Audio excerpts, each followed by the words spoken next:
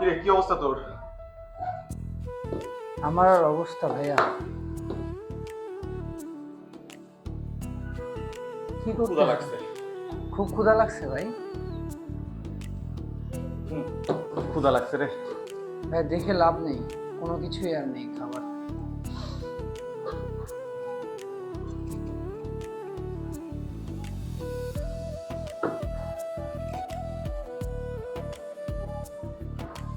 পরিবারে কোনো ছেলের যদি কাজকর্ম কোনো কিছু না থাকে না, সে পরিবারের বোঝা হয়ে যায়।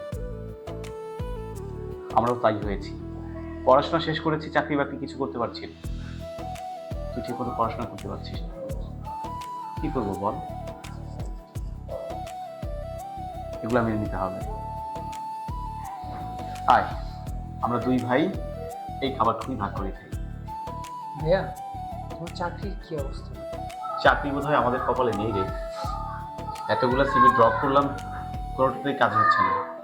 আজকেও একটা ইন্টারভিউ দিতে গিয়েছিলাম, কোনো ফলাফল পাইনি। তোর পড়াশোনার কি অবস্থা?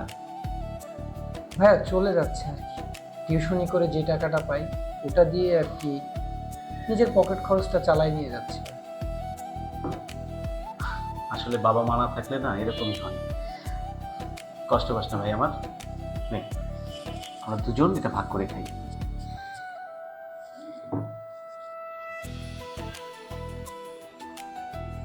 আসছে নবাবজাদারা, সারাদিন শুধু কাজ টই টই করে ঘোরা আর গেলা, চাকরি বাকরি নাই, কিছু নাই, সারাদিন আছে শুধু খাওয়া, ভাইয়ের ঘাড়ে বসে অন্ন ধ্বংস করা। আমাদের কি কোনো ভবিষ্যৎ নেই? আমাদের কি 2 টাকা জমাইতে হবে না? দেখো নির্লজ্জের মতো এখন গিলেই যাচ্ছে গিলেই যাচ্ছে। এই আজকে আমাদের কোনো সন্তান নাই, ভবিষ্যতে আমাদের সন্তান হবে না। আল্লাহর রহমতে সন্তান হলে তখন তাদের লেখাপড়া করার লাগবে না, তাদের একটা ভবিষ্যৎ নাই। নিজেরা তো পারো চাকরি করে ভাইয়ের পাশে দাঁড়াতে, বাবা মাকে খেয়ে বসে আছো, এখন আমাদের আমাদের পরিচয় পিতৃ শক্তি দাঁড়ায় না। এই তুমি না বলেছিলে আজকে কোথায় ইন্টারভিউ দিতে যাবা? ইন্টারভিউ দিতে গেছিলে? ও তার মানে চাকরি হয় না, তাই না? আর হবে কেন, তুমি ইন্টারভিউতে দিতে যাও না, এটা তো পুরো মিথ্যা কথা। মিথ্যা কথা বলে ভাইয়ের পকেট থেকে প্রতিদিন যাওয়া, অফিসে যাওয়ার সময় 20 টাকা দেন, 50 টাকা দেন, এখানে দরখাস্ত করবো, ওখানে যাবো, ফাইজলামি এসব ধান্দাবাজি বাদ দিয়ে কালকে থেকে একটা রিক্সা ভাড়া নিয়ে সেই রিক্সা চালাইও। আর সেই রিক্সা ভাড়াও যদি না থাকে, ভাড়া করার মতো টাকাও যদি না থাকে, আমার কাছে দিয়ে দেবে। এ তোমাদের দিয়ে চাকরি হবে না, চক্র সব।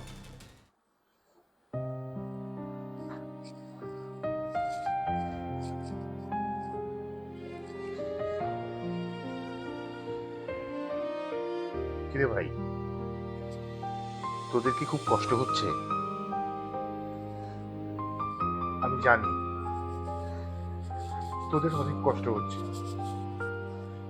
কিন্তু কি করব বল? সংসারের সুখ শান্তির জন্য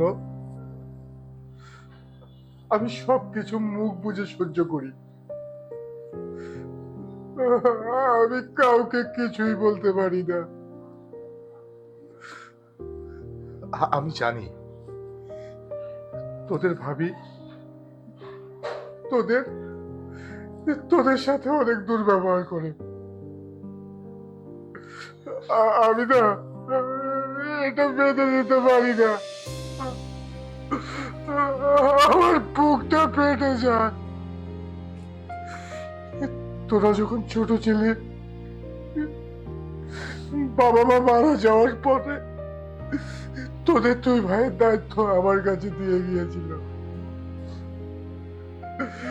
কিন্তু আমি তোদের অপদার্থ ভাই,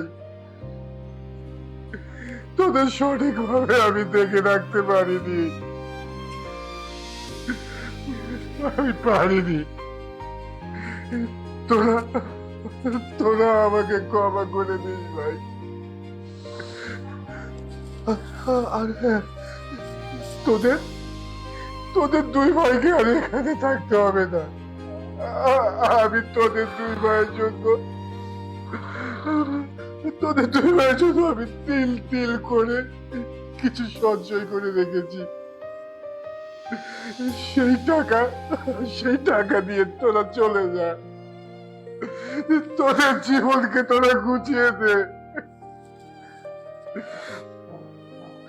তোরা যদি এখানে থাকিস তোরা বাঁচতে পারবি না, তোরাও একটা সময় বাবা মার কাছে চলে যাবে,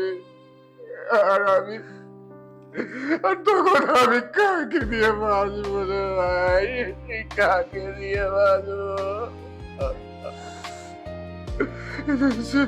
চলে যা তোরা এখান থেকে, অনেক দূরে চলে যা। ভাইয়া তুমি কাঁদছো কেন? তুমি না অনেক স্ট্রং ভাইয়া, তুমি কান্না করবে না। আমাদের কপালেই তো এরকম ছিল, তার জন্যই তো এরকম হচ্ছে। বাবা মার চেহারাটা মনে নেই, তোমাকেই তো বাবা মা মনে করে আমরা বড় হয়েছি। আমি জানি রে ভাই। তুমি যখন বলছো আমরা দুইজন এই বাসা ছেড়ে চলে যাবো, অনেক দূরে চলে যাবো ভাইয়া।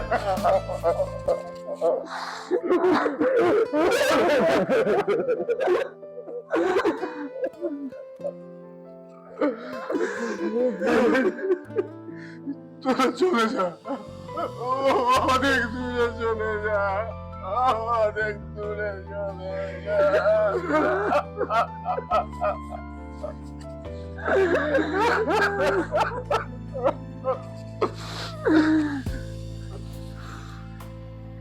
চল ভাই, আপনি চলে যান। চলো।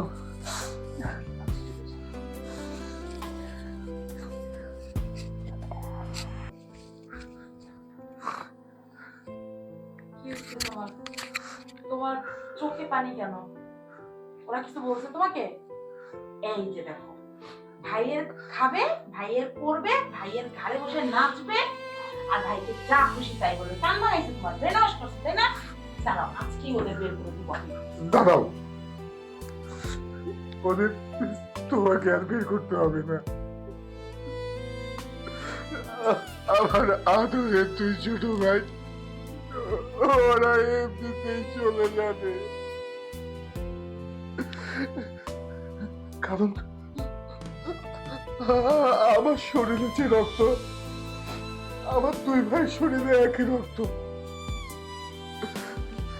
ওদের আমি অনেক দূরে সরিয়ে দেব, কোনদিন আর তোমার সামনে এসে দাঁড়াবে না। খুশি হয়েছে তো?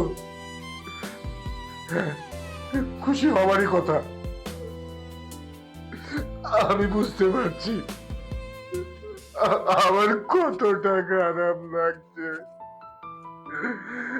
আমার আদরের ছোট দুই ভাই আমাকে ছেড়ে চলে যাচ্ছে।